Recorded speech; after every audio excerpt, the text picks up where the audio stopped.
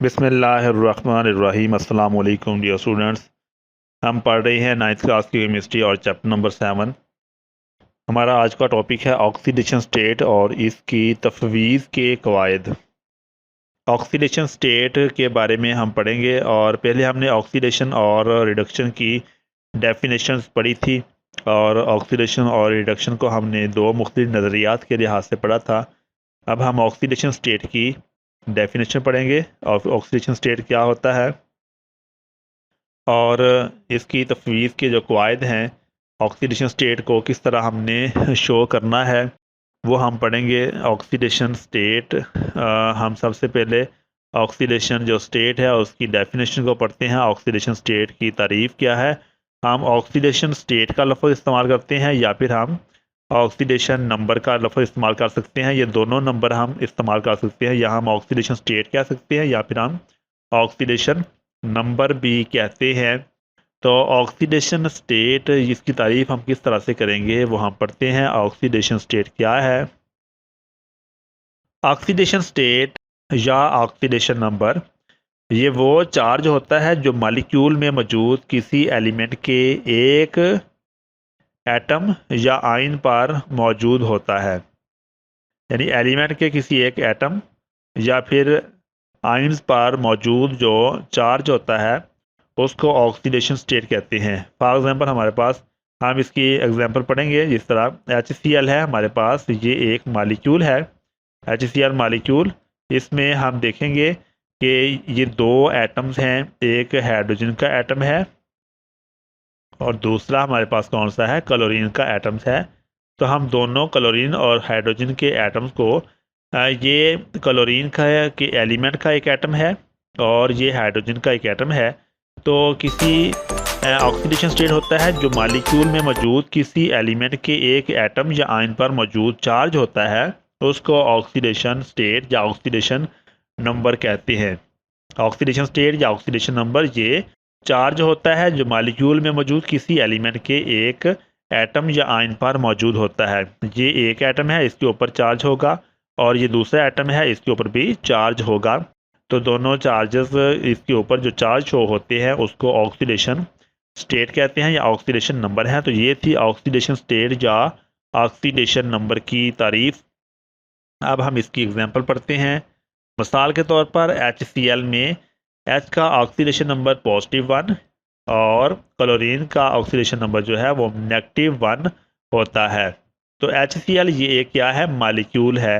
हमने chapter number 1 में molecule की डेफिनेशन पढ़ी थी। मॉलिक्यूल ये उस वक़्त बनता है जब दो या दो से ज़्यादा मुख्तलिफ़ किस्म के एटम कीमियाई तौर पर मिलते हैं और कीमियाई तौर पर जब दो या दो से ज़्यादा एटम आपस में मिलते हैं तो क्या बनता है, मॉलिक्यूल बनता है। तो ये HCl ये दो डिफरेंट मॉलिक्यूल आपस में मिले हैं तो इससे एक मॉलिक्यूल बनता है। तो HCl का ये एक मॉलिक्यूल है।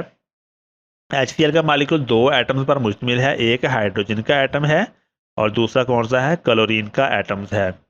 तो हाइड्रोजन इसके ऊपर +1 चार्ज होता है और क्लोरीन के ऊपर -1 चार्ज होता है। तो ये था ऑक्सीडेशन स्टेट की मिसाल। यानी ऑक्सीडेशन स्टेट जो हाइड्रोजन की है वो +1 है और क्लोरीन की ऑक्सीडेशन स्टेट -1 होती है। तो ये था ऑक्सीडेशन स्टेट की एग्जांपल। अब हम ऑक्सीडेशन स्टेट के जो तफवीज़ के कवायद हैं वो हम पढ़ेंगे। यहाँ पर हम 7 कवायद पढ़ेंगे इसके ऑक्सीडेशन स्टेट ऑक्सीडेशन नंबर की तफवीज़ के जो कवायद हैं, जो कवानीन हैं, जिन कवानीन को मलहूज़ ख़ातर रखते हुए ऑक्सीडेशन स्टेट को ज़ाहिर किया जाता है, ऑक्सीडेशन नंबर को ज़ाहिर किया जाता है, वो हम कवायद यहाँ पर पढ़ते हैं। पहला जो कवायद है, पहला जो कानून है वो ये है कि आज़ाद हालत में तमाम एलिमेंट का ऑक्सीडेशन नंबर 0 होता है। आज़ाद हालत में तमाम एलिमेंट का ऑक्सीडेशन नंबर क्या होता है, 0 होता है। तो जितने भी एलिमेंट्स हैं जो हमें फ़ज़ा में मिलते हैं, जैसे ऑक्सीजन है O2 फॉर्म में होती है, ऑक्सीजन O2 फॉर्म में है, ये आज़ाद हालत में एलिमेंट मौजूद है। इस तरह H2 है, ये भी आज़ाद हालत में मॉलिक्यूल है, ये भी आज़ाद हालत में एलिमेंट मौजूद है। O2 H2। इस तरह N2 है, नाइट्रोजन है। तो ये जितने भी एलिमेंट आज़ाद हालत में फ़ज़ा में मौजूद हैं, इन तमाम का ऑक्सीडेशन नंबर क्या होता है? 0 होता है। तो ये तो पहला कानून कि तमाम एलिमेंट, जितने भी एलिमेंट हैं जो आज़ाद हालत में पाए जाते हैं, उनका ऑक्सीडेशन नंबर क्या होता है? 0 होता है। तो आज़ाद हालत में तमाम एलिमेंट का ऑक्सीडेशन नंबर 0 होता है। तो ये था पहला कानून। बहुत ही आसान कानून है कि आज़ाद हालत में तमाम एलिमेंट का ऑक्सीडेशन नंबर 0 होता है। अब हम दूसरा कानून पढ़ते हैं। ऐसा आयन जो सिर्फ एक एलिमेंट पर मुश्तमिल हो, उसका ऑक्सीडेशन नंबर वही होगा जो आयन पर चार्ज होगा। ऐसा आयन जो सिर्फ एक एलिमेंट पर मुश्तमिल हो, ऐसा आयन जो सिर्फ क्या हो? एक एलिमेंट पर मुश्तमिल हो, उसका जो ऑक्सीडेशन नंबर है वो वही होगा जो आयन पर चार्ज होता है। तो आयन हमने पढ़ा था, ये भी चैप्टर नंबर 1 में हमने आयन पढ़ा है। आयन क्या होता है? आयन ये कोई भी ऐसी चीज़, कोई एटम होता है या फिर मालिक्यूल होते हैं जिसके ऊपर क्या होता है? चार्ज होता है। एटम्स या फिर एटम्स का ग्रुप जिसके ऊपर कोई चार्ज हो, उसको हम क्या कहते हैं? उसको हम आयन कहते हैं। तो आयन क्या होता है? आयन किसी एटम के ऊपर, जब कोई एटम इलेक्ट्रॉन हासिल करता है या फिर कोई एटम इलेक्ट्रॉन को खारिज करता है, ज़ाया करता है, तो उससे आयन वजूद में आता है। तो अगर तो आयन एक एलिमेंट पर मुश्तमिल हो, फॉर एग्ज़ाम्पल हम कहते हैं कि जो आयन है, हम कहते हैं कि Cl, क्लोरीन का जो आयन है Cl, ये जो आयन है क्लोरीन, इसके ऊपर नेगेटिव चार्ज है। तो अगर आयन एक एलिमेंट पर मुश्तमिल हो तो उसका ऑक्सीडेशन नंबर वही होगा जो आयन पर चार्ज होगा। तो आयन के ऊपर ये चार्ज नेगेटिव है, तो हम इसका ऑक्सीडेशन नंबर क्या होगा? -1 ही होगा। तो ऐसा आयन जो सिर्फ एक एलिमेंट पर मुश्तमिल हो, उसका ऑक्सीडेशन नंबर वही होगा जो आयन पर क्या होगा? चार्ज होगा। तो चार्ज को ही हम ऑक्सीडेशन नंबर तस्वर करते हैं। तो ये था दूसरा कानून, जिसके मुताबिक अगर कोई आयन जो एक ही एलिमेंट पर मुश्तमिल हो, तो उसका ऑक्सीडेशन नंबर वही होगा जो आयन के ऊपर क्या होता है? चार्ज होता है। तो पहला जो था वो हमने पढ़ा था कि आज़ाद हालत में तमाम एलिमेंट का ऑक्सीडेशन नंबर क्या होता है? 0 होता है। और दूसरा हमने पढ़ा कि अगर ऐसा आयन जो सिर्फ एक एलिमेंट पर मुश्तमिल हो, यानी एक एलिमेंट का मतलब है कि क्लोरीन जो है ये क्लोरीन और ये एक ही एलिमेंट मुश्तमिल आयन है। क्लोरीन ही हमारे पास सारे क्लोरीन हो, तो फिर ये क्या है? एक ही एलिमेंट पर मुश्तमिल आयन है। तो इन पर जो चार्ज होता है वही क्या होता है? उसका ऑक्सीडेशन नंबर होगा। अब हम नेक्स्ट पढ़ते हैं तीसरा कानून के पीरियोडिक टेबल में मुख्तलिफ एलिमेंट्स के ऑक्सीडेशन नंबर इस तरह होंगे।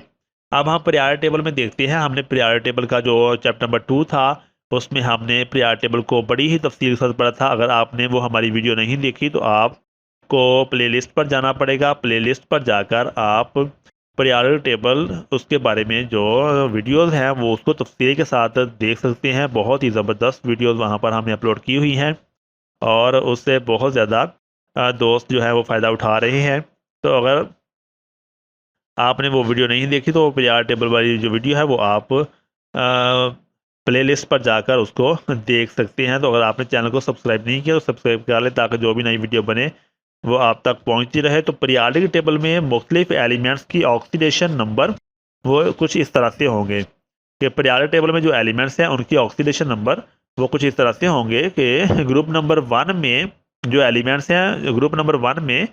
एलिमेंट्स हैं, तो उनके सभी का ऑक्सीडेशन नंबर क्या होगा? +1 होगा। ग्रुप नंबर 1, उसमें जितने भी एलिमेंट हैं तमाम का ऑक्सीडेशन नंबर क्या है? +1 होगा। और ग्रुप नंबर 2 में जितने भी एलिमेंट हैं उनका ऑक्सीडेशन नंबर +2 होगा। और इसी तरह ग्रुप नंबर 3 है, उसमें +3 ऑक्सीडेशन नंबर क्या होगा? +3 होगा। और इस तरह हम ग्रुप नंबर 15 की बात करते हैं। ग्रुप नंबर 15 में जितने भी एलिमेंट हैं उनका ऑक्सीडेशन नंबर क्या होगा? -3 होगा। और इस तरह ग्रुप नंबर 16 में जितने भी एलिमेंट हैं उनका ऑक्सीडेशन नंबर -2 होगा। और इस तरह ग्रुप नंबर 17 में जितने भी एलिमेंट हैं उनका ऑक्सीडेशन नंबर -1 होगा। तो इस तरह पीरियोडिक टेबल में जो एलिमेंट्स मौजूद हैं उनके ऑक्सीडेशन नंबर इस तरह से होते हैं कि ग्रुप नंबर 1 में जितने भी एलिमेंट हैं तमाम का ऑक्सीडेशन नंबर +1। ग्रुप नंबर 2 में जितने भी एलिमेंट हैं उनका ऑक्सीडेशन नंबर +2 है। और ग्रुप नंबर 3 में जितने भी एलिमेंट हैं उसका ऑक्सीडेशन नंबर +3। जब हम 15 पर पहुंचते हैं तो ऑक्सीडेशन नंबर -3 हो जाता है, 16 का ऑक्सीडेशन नंबर -2 और 17 का जो ऑक्सीडेशन नंबर है वो कितना हो जाता है, -1 होता है। तो ये फिक्स होते हैं ऑक्सीडेशन नंबर्स, इनमें तब्दीली वाक़या नहीं होती। तो पीरियोडिक टेबल में जो एलिमेंट्स हैं उनके ऑक्सीडेशन नंबर इस तरह से होते हैं। तो अब हम इसका चौथा जो कानून है वो हम पढ़ते हैं कि किस तरह से हम ऑक्सीडेशन के जो कवायद हैं उनको लागू करेंगे। ऑक्सीजन के तमाम कंपाउंड्स, जिस तरह H2O है, H2O ये ऑक्सीजन का कंपाउंड है, इसमें एक 2 हाइड्रोजन है और एक क्या है, ऑक्सीजन है। ये है ऑक्सीजन का कंपाउंड। कंपाउंड हमने पढ़ा है, कंपाउंड या फिर मालिक्यूल ये दो मुख्तलिफ एटम के कीमियाई तौर पर मुतय्यन इसमें बिलहाज मास मिलने से कंपाउंड वजूद में आते हैं। तो ऑक्सीजन के तमाम कंपाउंड में ऑक्सीजन का ऑक्सीडेशन नंबर -2 होता है। तो ये कानून है कि ऑक्सीजन के जितने भी कंपाउंड्स हैं उनमें ऑक्सीजन का ऑक्सीडेशन नंबर क्या है, -2 होता है। तो ये बात मुकम्मल तौर पर ये कानून है, कानून को तब्दील नहीं किया जा सकता। तो ये बात बिल्कुल इसी तरह से ही आपको ज़हननशीन करनी पड़ेगी कि ऑक्सीजन के जितने भी कंपाउंड्स हैं, जिस तरह H2O है, इनमें ऑक्सीजन का ऑक्सीडेशन नंबर क्या है, -2 होता है। लेकिन पारक्साइड में -1 होता है और ये OF2 ये सुपर ऑक्साइड है उसमें +2 होता है। पारक्साइड में -1 होता है और OF2 यानी सुपर ऑक्साइड में ये +2 होता है ऑक्सीडेशन नंबर ऑक्सीजन का। तो ऑक्सीजन की बात हमने यहाँ पर क्लियर कर दी है कि ऑक्सीजन के जितने भी कंपाउंड हैं उनमें ऑक्सीजन का ऑक्सीडेशन नंबर -2 होता है। पारऑक्साइड में -1 होता है और सुपर ऑक्साइड में क्या होता है, +2 होता है। OF2 में ऑक्सीजन का ऑक्सीडेशन नंबर कितना होगा, +2 होगा। अब हम पांचवा कानून पढ़ते हैं। किसी कंपाउंड में ज़्यादा इलेक्ट्रोनेगेटिविटी वाले एटम का ऑक्सीडेशन नंबर नेगेटिव होता है। हमने HCl की बात की थी। HCl इसमें HCl ये इसमें ज़्यादा इलेक्ट्रोनेगेटिविटी वाला जो कंपाउंड है, जो ज़्यादा इलेक्ट्रोनेगेटिविटी वाला एटम है वो क्लोरीन है।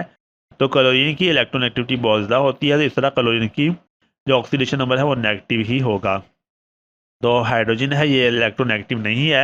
हमने इलेक्ट्रोनेगेटिविटी वाला भी जो इलेक्ट्रोनेगेटिविटी क्या होती है ये chapter number I think chapter number ये 3 होगा, उसमें इलेक्ट्रोनेगेटिविटी, ये चैप्टर नंबर 2 है, उसमें इलेक्ट्रोनेगेटिविटी की हमने एक बहुत ही ज़बरदस्त वीडियो अपलोड की है।